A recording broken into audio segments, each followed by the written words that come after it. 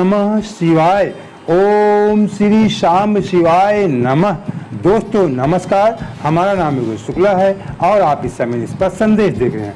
शिव पुराण की पुस्तकों को पढ़ने से पहले या सुनने से पहले शिव रूप में उनका पूजन करना चाहिए। ये बात शिव पुराण में लिखी हुई है, पिछले अध्याय में हम बता भी चुके हैं। तो आपकी स्क्रीन में जो शिव पुराण की 2 पुस्तकें हैं, प्रमाणित पुस्तकें हैं, इनका आप दर्शन कीजिए, मन एकाग्र कीजिए और इनका प्रणाम कीजिए। फिर आगे हम आपको भोलेनाथ के असली दर्शन करवाते हैं। ये भगवान भोलेनाथ का असली रूप है जो शिव पुराण में लिखा हुआ है कि सदा शिव परम ब्रह्म परमात्मा इन्हें कहा गया है। तो इनके 5 मुख हैं, 5 मुख के अलग अलग कार्य हैं, शिव पुराण में बताया गया। पिछले अध्याय आप देख लेना, हमने सब बताया शिव पुराण जो लिखा हुआ है। और प्रत्येक मुख में 5 मुख, प्रत्येक मुख में इनकी 3-3 आंखें, त्रिनेत्र हैं और तमाम जिनके आभूषण होते हैं उससे लदे हुए हैं। तो चलिए अगला अध्याय शुरू करते हैं। कल हमने आपको शिव पुराण के विद्येश्वर संहिता का 21वां अध्याय सुनाया था। आज हम आपको 22वां अध्याय सुनाएंगे, लेकिन उसके पहले थोड़ा 21वां अध्याय की थोड़ा सा आपको जानकारी दे दें, याद दिला दें कि हमने कल आपको क्या सुना था। महत्वपूर्ण बात जो थी इसमें कि शिवलिंग की पूजा किस तरफ बैठ के करनी चाहिए। बहुत सारा इसका वृतांत था कि पश्चिम दिशा, पूर्व दिशा में क्या है, लेकिन मैं संक्षेप में बता दूं, किसी भी दिशा में बैठ के पूजा, 3 दिशाओं में बैठ के पूजा नहीं कि सिर्फ और सिर्फ उत्तर का मुख करके शिवलिंग की पूजा या घर में या कहीं भी अगर शिव की पूजा आप करते हैं तो केवल एक ही विधान है कि भगवान शंकर की पूजा केवल उत्तर दिशा में बैठकर ही आप पूजा कर सकते हैं। ये 21वां अध्याय विशेष कर बताया गया कि भगवान शिव की अगर आपको पूजा करना है तो उत्तर दिशा में ही बैठकर आपको पूजा करना है। ना आपको पूर्व की तरफ बैठना है, ना पश्चिम की तरफ बैठना है, ना दक्षिण की तरफ बैठना है। केवल आप पूजा करना चाहते हैं तो केवल सिर्फ आप दक्षिण तरफ पीठ करके, लिखा हुआ तात्पर्य है कि शिवलिंग के दक्षिण दिशा में उत्तर विमुख को बैठे पूजा करें। विद्वान पुरुष को चाहिए कि हाँ, अब ये मतलब कि केवल आप उत्तर का मुंह आपका उत्तर की तरफ होना चाहिए, चाहे मंदिर जाए चाहे जहाँ जाए, ऐसे आपको पूजा करनी। विशेष बात आपको है। दूसरी विशेष बात, एक और विशेष बात है, लिखा हुआ ना, विद्वान पुरुष को चाहिए कि वह बिना भस्म का त्रिपुंड लगाए, बिना रुद्राक्ष माला धारण किए तथा बिना बिल्व पत्र लिखा हुआ तथा बिल्व पत्र का बिना संग्रह किए। मतलब अगर विद्वान हैं, आप जानकार हैं, तो बगैर त्रिपुंड लगाए, माथे में त्रिपुंड जरूर लगाना चाहिए और रुद्राक्ष की माला धारण करना चाहिए। बिल्व पत्र यानी बेल पत्रों का संग्रह, बेल पत्र जो आप ले जाते हैं 2, 4, 5 जो भी आपकी इच्छा है, उन बिल्व पत्र संग्रह भगवान शंकर की पूजा ना करें। साफ साफ लिखा है कि अगर आप जानकार हैं, नहीं तो कोई बात नहीं है, सबके लिए भगवान भोलेनाथ दया करते हैं। लेकिन अगर आप जानकार हैं तो माथे में त्रिपुंड लगाएं, रुद्राक्ष की माला पहने और बिल्व पत्र लेकर जाएं पूजा करने के लिए, ऐसा लिखा हुआ है। और भस्म के बारे में बता दूं, भस्म ये भी नीचे लिखा हुआ है कि अगर आपको भस्म नहीं मिलती है, भस्म कई तरह से बनती है, सब बहुत सरल तरीके हैं। गाय के गोबर से आप भस्म बना सकते हैं, समी की लकड़ी से, बेल की लकड़ी से, पीपल की लकड़ी से, तमाम लकड़ियों से आप भस्म बना सकते हैं। पिछले अध्याय में बताया गया है। कुछ भी आपके पास नहीं तो लिखा हुआ है भस्म ना मिले तो मिट्टी से ही ललाट में त्रिपुंड अवश्य कर लेना चाहिए। कोई शुद्ध मिट्टी हो, मंदिर के आसपास कहीं भी, आप घर में कहीं पर हो, तो आप त्रिपुंड पूरे मस्तक में नहीं लगाया जाएगा। आजकल आप लोग देखते हैं कि अज्ञानता की वजह से पूरा मस्तक रंग लेते हैं। ऐसा त्रिपुंड नहीं, त्रिपुंड केवल मध्य भाग में लगाया जाता है। दोनों इस आंख से इस आंख के बीच में मध्य भाग में लगाया जाता है। और उस त्रिपुंड का भोलेनाथ जो लगाते हैं उसका मतलब है कि वो अपने मस्तक पे ब्रह्मा, विष्णु और रुद्र को उनका सार्थत्व धारण किए रहते हैं। तो चलिए, हमने अब विशेष जानकारी आपको बता दी। आप शुरू करते हैं 22वां अध्याय। हाँ, 22वां अध्याय शुरू करने के पहले जो हमारे कुछ नए मित्र उनको ये भी बता दें, क्योंकि सावन का महीना चल रहा, बहुत सारे लोग मंदिर जाते हैं पूजा करने के लिए। तो भगवान शिव के सामने जब भी शिवलिंग के सामने जाए, ओम नमः शिवाय का आपको जाप नहीं करना है, फिर ओम इस परम मंत्र का जाप करना है। इस मंत्र से आपको पूजा करनी है। इस शिव पुराण के पिछले अध्याय में बहुत विस्तार से बताया गया है कि परम मंत्र सबसे बड़ा मंत्र है। जब वो निराकार परम परमात्मा है, शिवलिंग जो है, शिव शक्ति की दोनों की पूजा ओम मंत्र से हो जाती है। मैं संक्षेप में आपको बता रहा हूँ। ओम नमः शिवाय का मंत्र का जाप जब कहीं पे भोलेनाथ की प्रतिमा लगी हो या ऐसे आपको जाप करना, ओम नमः शिवाय का जाप कर सकते हैं, या कोई फोटो लगी उसके सामने आप ओम नमः शिवाय का जाप करिए, लेकिन शिवलिंग के सामने जाकर केवल ओम मंत्र का जाप आपको करना है। ये महत्वपूर्ण बातें थी, कुछ मैंने आपको बता दिया। अब 22वां अध्याय शुरू करते हैं। आज है शिव नैवेद्य भक्षण का निर्णय एवं बिल्वपत्र का महात्म्य। बहुत सारे लोग कहा करते हैं कि शिव का भोग नहीं खाना चाहिए, उसके संबंध में बताया गया है। अब बेलपत्र का महत्व बताया गया है। ऋषिगण बोले, हे महामुने, सूत जी से पूछ रहे हैं ऋषिगण, हे महामुने, हमने पहले सुना है कि भगवान शिव को अर्पित किया गया नैवेद्य आग्रह में होता, मतलब कि खाया नहीं जाता है। अतएव नैवेद्य के विषय में निर्णय और बिल्वपत्र का महात्म भी कहिए। अब सूत जी क्या कह रहे हैं? सूत जी बोले, हे मुनियों, अब आप सब सावधानी से सुने, मैं प्रेम पूर्वक सब कुछ कह रहा हूँ। आप लोग शिव व्रत धारण करने वाले हैं, अतः आप लोग धन्य हैं जो शिव का भक्त, पवित्र, शुद्ध, सद्वृत्ति तथा दृढ़ निश्चयी है। उसे शिव नैवेद्य अवश्य ग्रहण करना चाहिए। अगर आप शिव भक्त हैं, पवित्र हैं, शुद्ध हैं, तो आपको शिव का जो भोग है उसको जरूर आपको खाना चाहिए। लेकिन अभी आगे वृत्तांत देख लीजिए। शिव नैवेद्य कौन सा खाना चाहिए? शिव नैवेद्य खाना चाहिए, अगर व्रती हैं, भगवान को भोग लगा तो जरूर आपको खा लेना चाहिए। और आग्राम भावना का त्याग कर देना चाहिए, मतलब कि ये नहीं खाना, इस भावना का त्याग कर देना चाहिए। शिव नैवेद्य को देखने मात्र से सभी पाप दूर हो जाते हैं। अगर कहीं पे शिव नैवेद्य लगा हुआ, उसको भगवान का भोग लगा हुआ है, तो उसको देखने से ही पाप जो है दूर भाग जाते हैं। शिव का नैवेद्य भक्षण करने से तो करोड़ों पुण्य स्वतः आ जाते हैं। भगवान भोलेनाथ का भोग खा लेने से करोड़ों पुण्य स्वतः ही आ जाते हैं। हजार यज्ञों की बात कौन कहे? हजार यज्ञों की नहीं बात कही जाती। अर्बुद यज्ञ करने से भी वह पुण्य प्राप्त नहीं होता जो भगवान भोलेनाथ के नैवेद्य खाने से होता है। शिव नैवेद्य खाने से प्राप्त हो जाता है। शिव का नैवेद्य खाने से तो शिव सायुज्य की प्राप्ति भी हो जाती है। जिस घर में शिव नैवेद्य लगाया जाता है या अन्य चित्त से शिव समर्पित नैवेद्य प्रसाद रूप में आ जाता है, वह घर पवित्र हो जाता है। किसी घर में शिव का भोग लगता है या कहीं से भोग आ जाता है तो वो घर ही पवित्र हो जाता है और वह अन्य को भी पवित्र करने वाला हो जाता है। आए हुए शिव नैवेद्य को प्रसन्नता पूर्वक सिर झुकाकर ग्रहण करके भगवान शिव का स्मरण करते हुए उसे खा लेना चाहिए। आए हुए शिव नैवेद्य को दूसरे समय में ग्रहण करूंगा ऐसी भावना करके, बहुत लोग कह देते ना, रख दो बाद में खा लेंगे। तो शिव नैवेद्य अगर आया तो ये मत कभी कहना कि रख दो बाद में खा लेंगे। जो मनुष्य उसे ग्रहण करने में विलम्ब करता है उसे पाप लगता है। अगर ऐसा आप कहते हैं तो पाप लगता है, तुरंत खाना चाहिए। जिसमें शिव नैवेद्य ग्रहण करने की इच्छा उत्पन्न नहीं होती वह महान पापी होता है। अगर शिव नैवेद्य खाने की इच्छा नहीं होती तो महान पापी है। वह निश्चित ही रूप से नरक हो जाता है। हृदय में अवस्थित शिवलिंग तथा चंद्रकांत मणि से बने हुए शिवलिंग अथवा स्वर्ण या चांदी से बनाए गए शिवलिंग को समर्पित किया नैवेद्य शिव की दीक्षा के लिए भक्त को खाना ही चाहिए। शिव की दीक्षा लिए भक्त को खाना ही चाहिए। हृदय से अवस्थित शिवलिंग शिवलिंग चंद्रकांत मणि से, मतलब इन धातुओं से बने शिवलिंग में अगर चढ़ा है और शिव दीक्षा आपने लिया है तो भक्तों को खाना ही चाहिए, ऐसा कहा गया है। इतना ही नहीं, शिव दीक्षित भक्त समस्त शिवलिंगों के लिए समर्पित महाप्रसाद शुभ शिव नैवेद्य को खा सकता है। सारे शिवलिंगों में जो प्रसाद चढ़ता है उसको आप खा सकते हैं, ठीक है ना। इतना ही, शिव दीक्षित भक्त समस्त शिवलिंगों के लिए समर्पित महाप्रसाद शुभ शिव नैवेद्य को खा सकता है। पूरा सुनना नहीं, आप गलत भ्रम हो जाएंगे, आपका नुकसान हो जाएगा। पूरी बात समझा करें, पूरी बात सुना करें, अधूरी बात मत। जब पुराण को पूरा पढ़ो, पीछे कुछ दूसरा होता, आगे कुछ दूसरे ढंग से लिखा होता, तभी समझ में आता है पूरी बात पढ़ने के बाद। जिन मनुष्यों को मैं इतना कह दिया, आप सोने के खाना ही है, अभी मत भ्रमित मत होना। जिन मनुष्यों ने अन्य देवों की दीक्षा ली है और शिव भक्ति से अनुरक्त रहते हैं, उनके लिए शिव नैवेद्य भक्षण के विषय में निर्णय तो प्रेम पूर्वक आप सुने। जो मनुष्य अन्य देवों की दीक्षा, जो मतलब कुछ लोग दूसरे देवताओं की दीक्षा लिया है, उनको खाने या न खाएं, उनके बारे में बताया गया।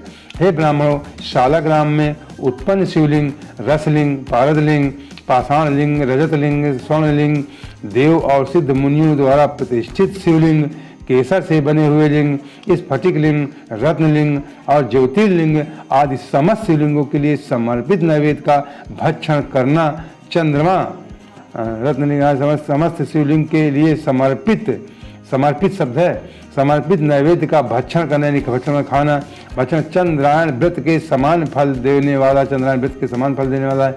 यदि ब्रह्म हत्या करने वाला भी पवित्र होकर शिव का पवित्र निर्माल धारण करता है और उसे खाता है तो उसके संपूर्ण पाप शीघ्र ही नष्ट हो जाते हैं। जहाँ चंड का अधिकार हो वहाँ शिवलिंग के लिए समर्पित नैवेद्य का भक्षण मनुष्यों के लिए नहीं करना चाहिए। जिस किसी शिवलिंग के पास जहाँ चंड का अधिकार हो, चंड, वहाँ शिवलिंग के जो नैवेद्य उसको मत खाइए, नहीं खाना चाहिए। जहाँ चंड का अधिकार न हो वहाँ भक्तिपूर्वक भक्षण करना चाहिए। बाणलिंग, लौहलिंग, सिद्धलिंग, स्वयंभू और अन्य समस्त प्रतिमाओं में चंड का अधिकार नहीं होता है। इन लिंगों में चंड का अधिकार नहीं होता है। बाणलिंग, लौहलिंग, सिद्धलिंग, स्वयंभूलिंग, अन्य समस्त प्रतिमाओं में चंड का अधिकार नहीं होता है। जो विधि पूर्वक शिवलिंग को स्नान कराकर उस स्नान जल को 3 बार पीता, बहुत महत्वपूर्ण बात, इसको समझ लीजिए। जो विधि पूर्वक शिवलिंग को स्नान कराकर, नहला करके स्नान कराकर स्नान जल को 3 बार पीता है, विधि पूर्वक आप स्नान कराते हैं और उसको 3 बार पीते हैं तो उसके समस्त पाप शीघ्र ही नष्ट हो जाते हैं।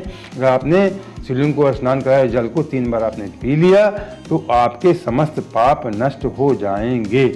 चंड के द्वारा अधिकृत होने के कारण आग्राम शिव नैवेद्य, पत्र, पुष्प, फल और जल, यह सब सालग्राम शिला के स्पर्श से पवित्र हो जाता है। अगर चंड में भी चढ़ा है तो सालग्राम की शिला है तो उसके स्पर्श से वो भी शुद्ध हो जाता है। हे मुनीश्वरों, शिवलिंग के ऊपर जो भी, अब महत्वपूर्ण बात ये कहता हूँ, पूरी बात आप समझा करें। अधूरा पढ़ेंगे अधूरा ज्ञान होगा, फिर गलती करेंगे आपका नुकसान होगा। जो जैसे आजकल तमाम विद्वान करते हैं पूजा पाठ में, अधिकांश लोग गलत कराते हैं। रुद्राभिषेक को सब कुछ ज़्यादातर गलत, कोई नहीं पढ़ता। शिव पुराण वगैरह 10-10 रुपये किताबें लेते हैं, उससे पढ़ के उल्टा सीधा सब पूजा पाठ करवा देते हैं। ये बातें इसलिए मैं कहता हूँ कि आपको पूरी बात, संपूर्ण बात जानना जरूरी है। हे मुनीश्वरों, शिवलिंग के ऊपर जो भी द्रव्य चढ़ाया जाता है, आप समझ लेना, हे मुनीश्वरों, शिवलिंग के ऊपर जो भी द्रव्य चढ़ाया जाता है वह आग्राम्य है। जो लिंग के स्पर्श से बाहर है उसे अत्यंत पवित्र जानना चाहिए।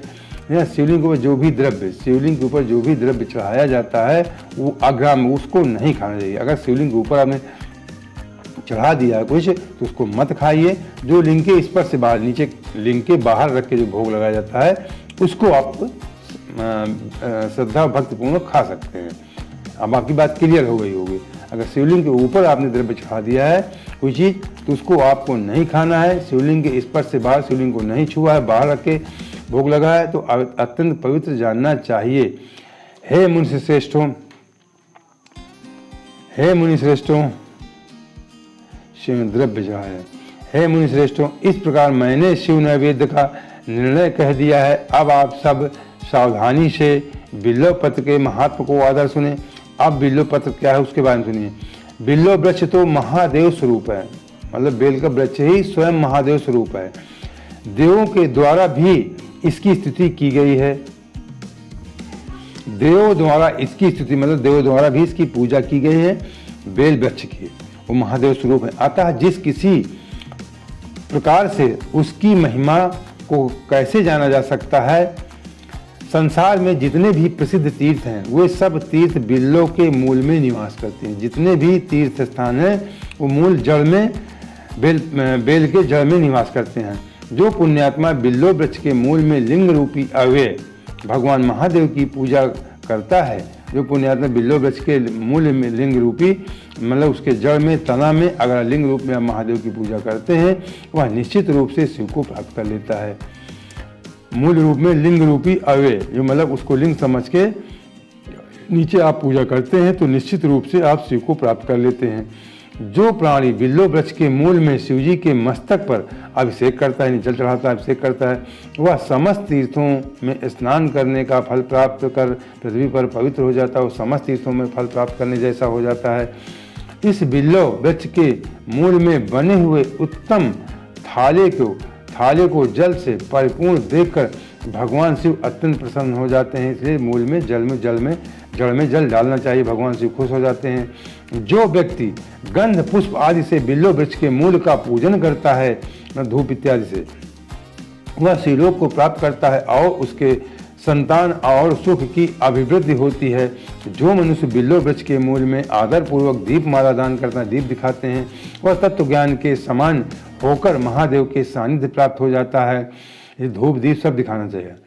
जो बिल्व शाखा को हाथ से पकड़कर, जो बिल्व शाखा, बिल्व की बेलपत्र की मतलब बेल के वृक्ष की डाल पकड़ हाथ से पकड़कर उसके 9 पल्लों को ग्रहण करके, 9 पल्लों जो नए नए पत्ते छोटे छोटे हैं उनको ग्रहण कर, उनको खा लीजिए, ठीक है ना। 9 पल्लों को ग्रहण करके बिल्लों की पूजा करता है, मतलब बिल्लों की शाखा पकड़कर हाथ से 9 पल्लों, नया कोई पत्ता है उसको ग्रहण करके उसको खा लीजिए और बिल्लों की पूजा करता है तो समस्त पापों से मुक्त हो जाता है। ऐसा करने जो पुरुष भक्तिपूर्वक बिल्व वृक्ष के नीचे एक शिव भक्त को भोजन का, जो बेल के वृक्ष के नीचे एक भक्त को भोजन करा, कोई शिव भक्त है उसको आप भोजन करा देते हैं तो करोड़ों मनुष्यों के भोजन कराने का फल मिलता है।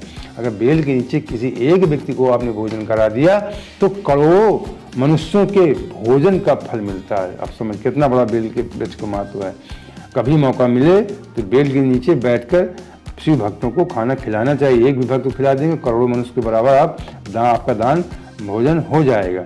जो बिल्व वृक्ष के नीचे दूध घी से युक्त अन्न शिव भक्त को प्रदान करता है, मतलब घी और दूध से बना हुआ कोई अन्न भोजन आप प्रदान करते हैं शिव भक्त को, तो वह दरिद्र नहीं रह जाता है, फिर वो दरिद्र नहीं रह जाता है।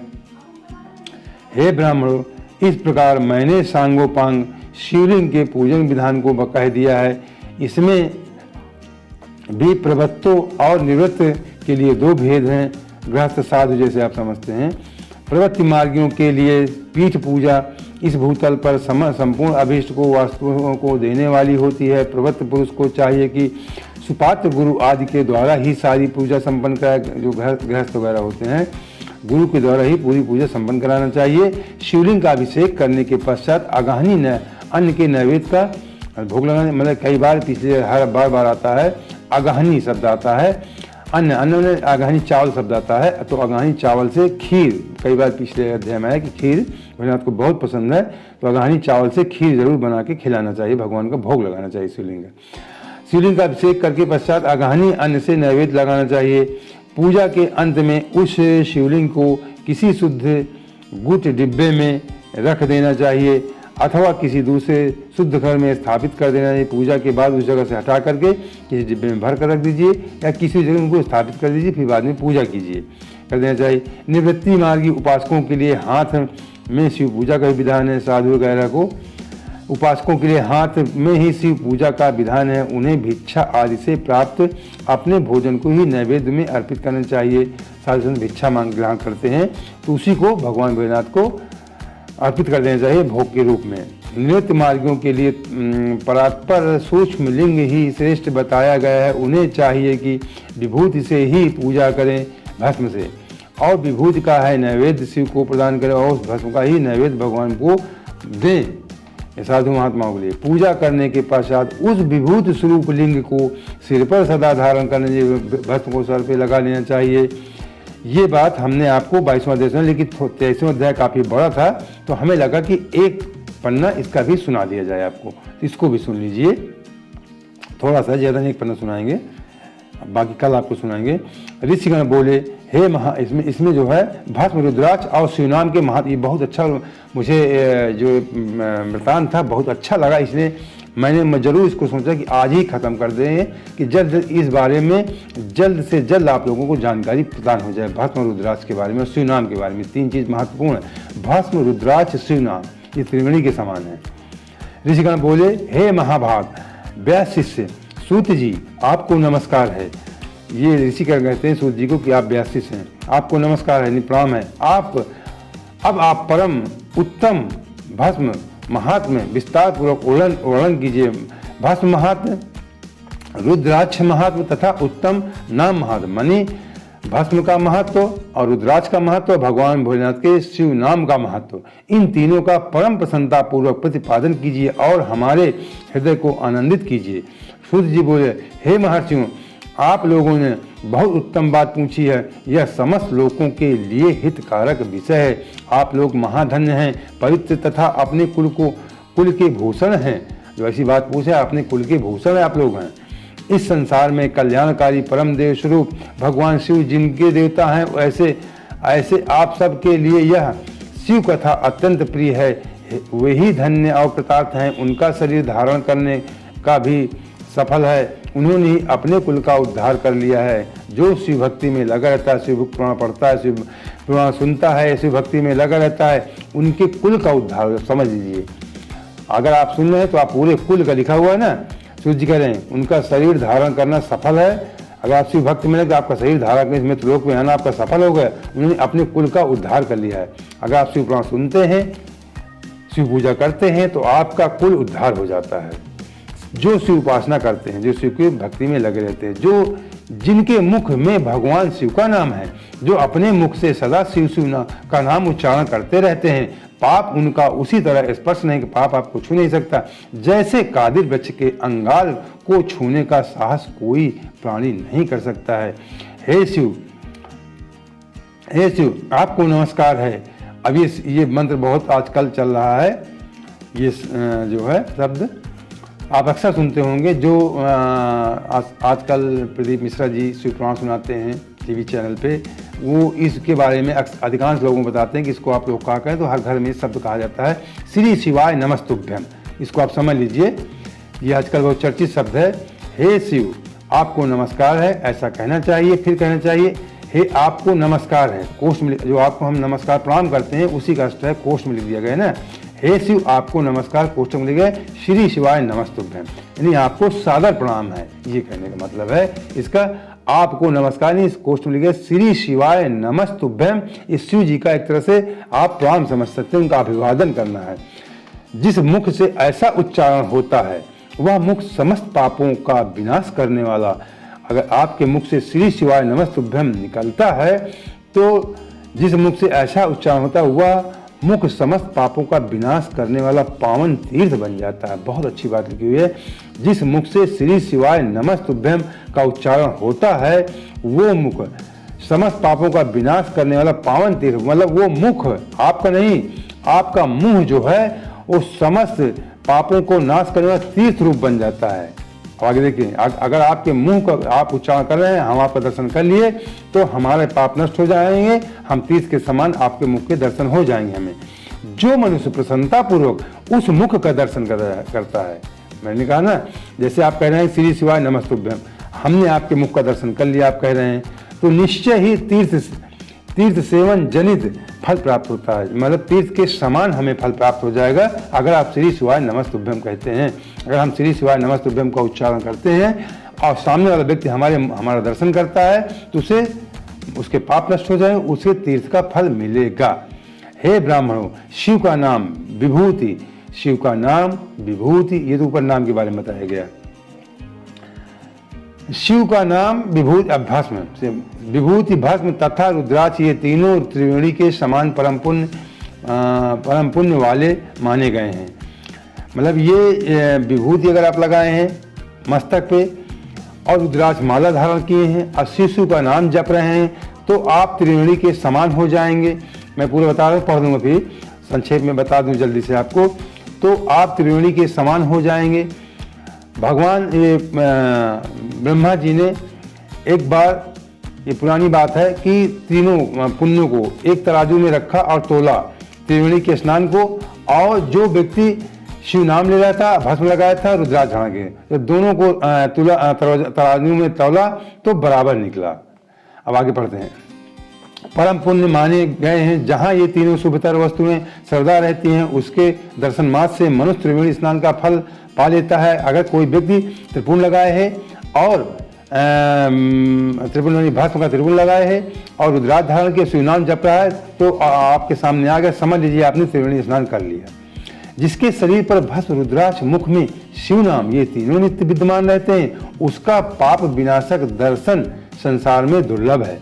उसका पाप विनाश, उस ऐसे व्यक्ति का दर्शन मिल जाए तो बहुत अच्छी बात है। जो भस्म लगाए हो त्रिपुंड और रुद्राक्ष धारण किए हो और शिव नाम जप रहा हो, उसका दर्शन ही मिल जाए तो बहुत बड़ी बात है। उस पुण्यात्मा का दर्शन त्रिवेणी के समान, उस पुण्यात्मा का दर्शन ही त्रिवेणी संगम स्नान के बराबर है। भस्म, रुद्राक्ष तथा शिवनाम जप करने वाले और त्रिवेणी, इन दोनों में रंचमांत का भी अंतर नहीं, जरा भी अंतर नहीं। ऐसा जो जानता है वह निश्चित ही पापी है। ऐसा जो नहीं जानता है, अगर आप ये समझ रहे हैं कि इसमें कोई अंतर है तो आप पापी हो जाएंगे। ऐसा कोई व्यक्ति आपके सामने खड़ा तो उसे त्रिवेणी स्नान समझकर प्रणाम कीजिए, सम्मान दीजिए। अगर नहीं करते तो वो पापी रहेगा। जो नहीं जानता वो निश्चित ही पापी है, इसमें संदेह, इसमें शक नहीं है करना। जिसके मस्तक पर विभूति नहीं है, अंग में रुद्राक्ष नहीं है, मुख में शिवनाम शिवमयी वाणी नहीं है, उसे अधम व्यक्ति के समान त्याग देना चाहिए। अब पुराण में तो यहाँ तक लिखा हुआ कि हम कैसे किसको त्यागें, कोई नहीं पहनता है, बहुत हजारों में एक लोग मिलते हैं। इसमें तो लिखा हुआ जिसके मस्तक में अगर रुद्राक्ष नहीं है, वाह, जिसके मस्तक पे मतलब भस्म नहीं है और रुद्राक्ष नहीं धारण किए और शिव का नाम नहीं लेता, तो ऐसे अधम व्यक्ति को समान, उसे पापी, उस अधम व्यक्ति को अधम व्यक्ति के समान से उसे त्याग, उससे मतलब नहीं रखना चाहिए। भगवान शिव का नाम गंगा है। त्रिवेणी क्यों समझा गया है देख लीजिए। भगवान शिव का नाम ले रहे हैं तो आप समझ लीजिए गंगा है। अब विभूति यमुना, अगर विभूति आप लगाएं तो आप गंगा जी हो गए, यमुना जी हो गए, यमुना। तथा रुद्राक्ष अगर आप धारण किए तो सरस्वती कहा गया। इस प्रकार आप जो है त्रिवेणी हो जाते हैं। शिव का, भगवान का नाम गंगा हो गया और जो आपने भस्म लगाए वो यमुना हो गई और रुद्राक्ष धारण किए सरस्वती हो गई। इस प्रकार आप विभूति धारण करके त्रिवेणी स्नान बन जाते हैं और आपके दर्शन से दूसरे लोग तर जाते हैं। त्रिवेणी का स्नान का फल मिलता है। इन तीनों संयुक्त त्रिवेणी समस्त पापों का नाश करने वाली है। बहुत पहले की बात है, हितकारी ब्रह्मा ने जिसके शरीर में, जो अभी मैंने पिछले बताया आपको, बहुत पहले ब्रह्मा ने जिसके शरीर में उक्त ये तीनों त्रिपुंड रुद्राक्ष शिवनाम संयुक्त रूप से विद्यमान है, इन त्रिपुंड लगाए, रुद्राक्ष धारण किए, शिवनाम जप रहे हैं, तीनों चीज आपकी विद्यमान है, उनके फल को तुला के पलड़े में एक ओर रखकर और त्रिवेणी स्नान करने से उत्पन्न फल को दूसरी ओर पलड़े में रखकर, मतलब एक तरफ उस व्यक्ति के उसको रखकर और दूसरी तरफ त्रिवेणी स्नान करने के फल को, दोनों को फल को एक बराबर रख करके तुलना की ब्रह्मा जी ने, तो दोनों ही बराबर ही उतरे, दोनों ही बराबर उतरे। अतएव विद्वानों को चाहिए कि इन तीनों का सदा अपने शरीर में धारण करें। उसी दिन से ब्रह्मा विष्णु आदि देव भी दर्शन मात्र से पापों को नष्ट कर देने वाले इन तीनों रुद्राक्ष विभूति और शिवनाम का धारण करने लगे। जब दोनों चीज़ों को तौल लिया ब्रह्मा जी ने, तभी से ब्रह्मा भी सारे देवता इन तीनों चीज़ों को धारण करने लगे। भस्म, रुद्राक्ष और शिवनाम को देवता भी सब लोग इनको धारण करने लगे।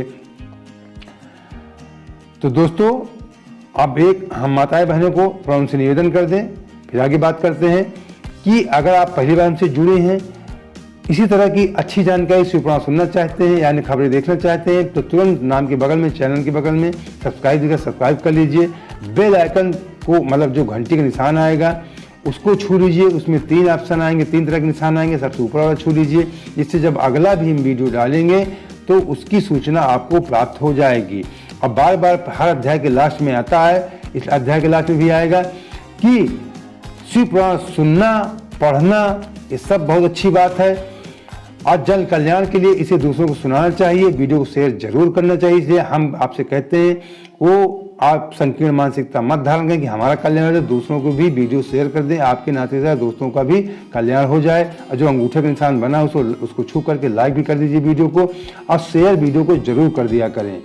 ओम ओम नमः शिवाय। ओम श्री शाम शिवाय नमः।